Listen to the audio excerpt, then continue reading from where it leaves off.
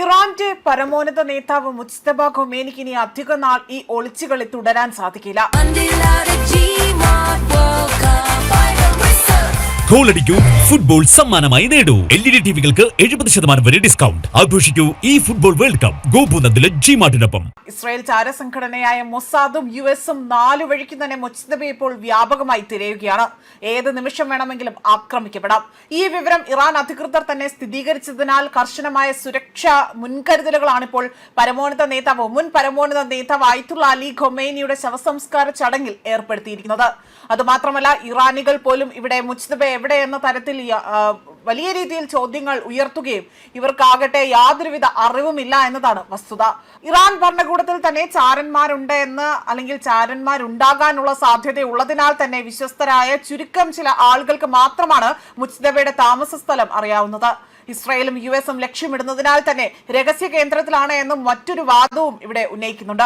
Mojtaba തങ്ങളുടെ ലക്ഷ്യമാണ് എന്ന് ഇസ്രായേൽ പരസ്യമായി തന്നെ പ്രഖ്യാപിക്കുകയും ഇതോടുകൂടി തന്നെ ഏറെക്കുറെ തന്നെ മുജ്തബ ഇസ്രായേലിന്റെ അതുപോലെ തന്നെ US-ന്റെ റഡാറിലേക്ക് വന്നിരിക്കുകയാണ്. മുജ്തബയുടെ ശബ്ദ സന്ദേശം പുറത്തുവിടുന്നത് പോലും അപകടമുണ്ടാക്കാം എന്നതുകൊണ്ടാണ് ഇത്തരത്തിൽ ഇറാൻ അധികൃതരെ ഉദ്ധരിച്ചുകൊണ്ട് ചില മാധ്യമങ്ങൾ അദ്ദേഹത്തിന്റെ പ്രസ്താവന മാത്രം വായിച്ചു കേൾപ്പിക്കുന്നത് എന്നതാണ് റിപ്പോർട്ട് ചെയ്തിരിക്കുന്നത്. അതുമാത്രമല്ല, രഹസ്യ ദൂതന്മാർ വഴി പല ഘട്ടങ്ങളിലായി തന്നെ കൈമാറിയാണ് സന്ദേശങ്ങൾ മുജ്തബയിലേക്ക് എത്തുന്നതെന്നും പ്രചരണമുണ്ട്. ഇറാൻ US ചർച്ചകളിലെ കാലതാമസത്തിന് ഈ സന്ദേശം അല്ലെങ്കിൽ ഈ സന്ദേശ രീതിയും ഒരു കാരണമായിരിക്കുകയാണ്. ആയത്തുള്ള അലി ഖൊമേനിക്ക് യാത്രമൊഴിയുമായി തന്നെ ടെഹ്റാനിൽ ജനലക്ഷങ്ങളാണ് അണിചേരുന്നത്. എന്നാൽ ഈ ആളുകളെല്ലാം തന്നെ അവിടെ തടിച്ചുകൂടുമ്പോൾ സ്വന്തം പിതാവിനെ കാണാൻ മകൻ എത്തുന്നില്ല. അതായത് ഖൊമേനിയുടെ ആ ഒരു അസാന്നിധ്യമാകട്ടെ അത് വലിയ രീതിയിലാണ് ചർച്ച ചെയ്യപ്പെടുന്നത്. അദ്ദേഹത്തിന് അന്ത്യോപചാരവുമായി തന്നെ ഇന്നലെ ഖൊമേനിയുടെ മറ്റു 3 ആൺമക്കൾ എത്തിച്ചേർന്നിരുന്നു. അതുപോലെ തന്നെ ഇവർ ഇവിടേക്ക് എത്തിച്ചേർന്നതിന്റെ ദൃശ്യങ്ങളടക്കമാണ് ഇറാൻ പുറത്തുവിട്ടത്. ഫെബ്രുവരി 28-ന് അതായത് ടെഹ്റാനിലെ ഓഫീസ് സമുച്ചയത്തിന് നേരെ രാവിലെ ഉണ്ടായ US ഇസ്രായേൽ ആക്രമണത്തിൽ പരമോന്നത നേതാവ് ആയത്തുള്ള അലി ഖൊമേനി കൊല്ലപ്പെടുകയാണ് ഉണ്ടായത്. നീണ്ട നാളത്തെ നിരീക്ഷണത്തിന് ശേഷമായിരുന്നു വധം. ഖൊമേനിയുടെ മകൻ സഹ്റ ആദിൽ അതേപോലെ തന്നെ മറ്റ് കുടുംബാംഗങ്ങളെല്ലാം തന്നെ അതായത് അവിടുത്തെ ഉന്നത സൈനികരടക്കം ഈ ആക്രമണത്തിൽ കൊല്ലപ്പെട്ടിരുന്നു. മകൻ മുജ്തബ ഖൊമേനിയാണ് പിന്നീട് പിൻഗാമിയായി വന്നത്. ഔദ്യോഗിക പ്രഖ്യാപനം ഉണ്ടായ ശേഷം ഖൊമേനി പൊതുവേദികളിൽ ഇതുവരെയും പ്രത്യക്ഷപ്പെട്ടില്ല. അതുമാത്രമല്ല, ശബ്ദ സന്ദേശം പോലുമില്ല. ഓഫീസ് അവിടെ തയ്യാറാക്കി ഔദ്യോഗിക മാധ്യമങ്ങളിലൂടെ പുറത്തുവിടുന്ന പ്രസ്താവനകൾ മാത്രമാണ് വായിക്കുന്നത്. മുജ്തബ എവിടെയാണെന്നോ അല്ലെങ്കിൽ എന്തുകൊണ്ടാണ് ഇത്തരത്തിൽ പുറത്തു വരാത്തതോ എന്നത് ഇപ്പോഴും ചോദ്യചിഹ്നമായി തന്നെ മാറുകയാണ്. 1981 മുതൽ 8 വർഷം ഇറാൻ പ്രസിഡന്റ് ആയിരുന്നു ഖമേനി. 1979-ലെ ഇസ്ലാമിക വിപ്ലവത്തിന് നേതൃത്വം നൽകിയ വ്യക്തിയാണ്. ആയത്തുള്ള ഖൊമേനിയുടെ ആ ഒരു വിയോഗത്തെ തുടർന്നുകൊണ്ട് 1989-ലാണ് ഖൊമേനി ഇറാന്റെ പരമോന്നത നേതാവായത്.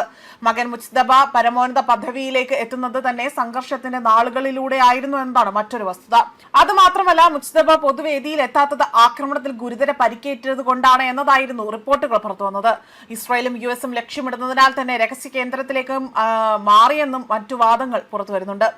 എന്നാൽ അതിനെല്ലാം വിപരീതമായി അല്ലെങ്കിൽ ഈ ഒരു അവസ്ഥ അതിനെ മുതലെടുത്തുകൊണ്ടായിരുന്നു ഡൊണാൾഡ് ട്രംപ് അദ്ദേഹത്തിന്റെ ഒരു പ്രസ്താവന പുറത്തിറക്കിയത്.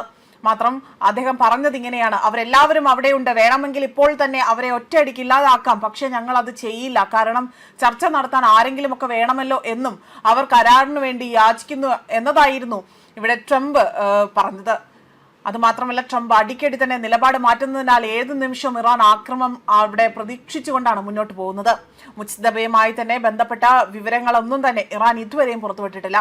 അതുമാത്രമല്ല, ഈ സംസ്കാര ചടങ്ങിൽ പോലും അദ്ദേഹം പങ്കെടുക്കാൻ എത്തുമോ ഇല്ലയോ എന്നതെല്ലാം ഇനിയും ഒരു അവ്യക്തമായി തന്നെ തുടരുകയാണ് ചെയ്തിരിക്കുന്നത്. ന്യൂസ് ഡെസ്ക് കർമ്മ ന്യൂസ്.